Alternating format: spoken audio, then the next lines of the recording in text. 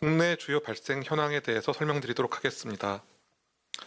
서울 도봉구 다나병원 관련하여 격리 중 1명이 추가 확진되어 현재까지 누적 확진자는 51명입니다.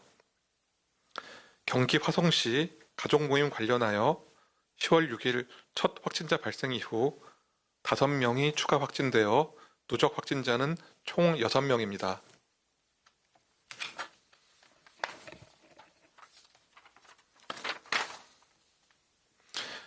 경기도 고양시 가족 관련하여 10월 6일 첫 확진자 발생 이후 6명이 추가 확진되어 누적 확진자는 총 7명입니다.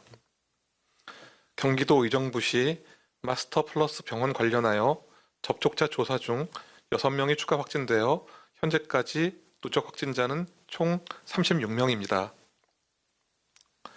대전 일가족 지인 모임 관련하여 10월 4일 첫 확진자 발생 이후 11명이 추가 확진되어 누적 확진자는 총 12명입니다. 부산 부산진구 지인 모임 의료기관 접촉과 관련하여 접촉자 조사 중 2명이 추가 확진되어 누적 확진자는 총 13명입니다. 이외 발생에 대한 추가 자료가 필요하신 경우 브리핑 후 대변인실을 통해 이를 상세히 설명하여 드리도록 하겠습니다. 해외 유입 환자 발생에 대해서 설명드리도록 하겠습니다. 10월 8일 기준으로 해외 유입 확진자는 9명이었습니다. 외국인은 7명입니다.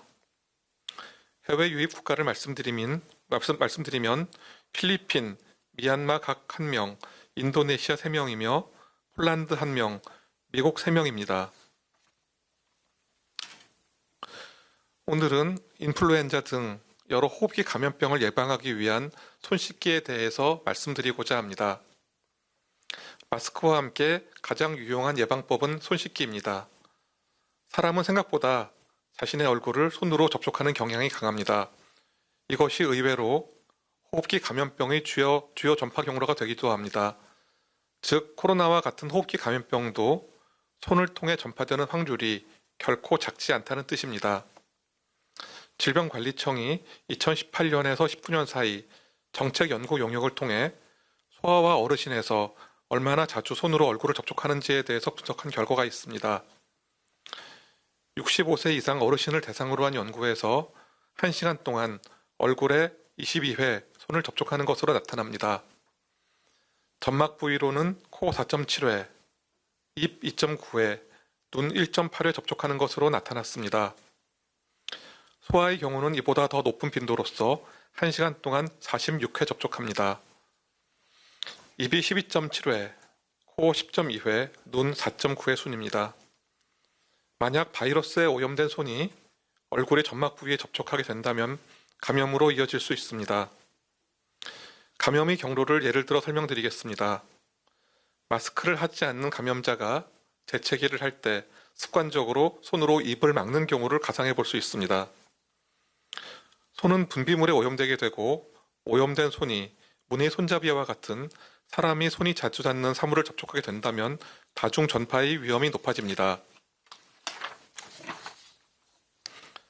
또 다른 사람의 손이 다시 오염된 사물에 접촉하게 되고 바이러스가 사멸되기 전 코나 입과 같은 부위에 접촉하게 된다면 그것은 직접적인 접촉 없이도 바이러스를 호흡기로 옮겨주는 역할을 하게 됩니다. 이러한 방식으로 인해 원인을 알 수 없는 조용한 전파가 발생할 수 있습니다. 따라서 일상 속에서 가능한 자주 손을 씻도록 하는 것이 매우 중요한 역할을 하게 됩니다. 백신이 도입되기 이전까지 혁신적인 방역 수단을 기대할 수 없을 수도 있습니다. 이때는 가장 기본적인 예방법을 지키는 것이 가장 혁신적인 방역 수단이 됩니다. 오늘 하루 한 번 더 많은 손 씻기를 부탁드리겠습니다.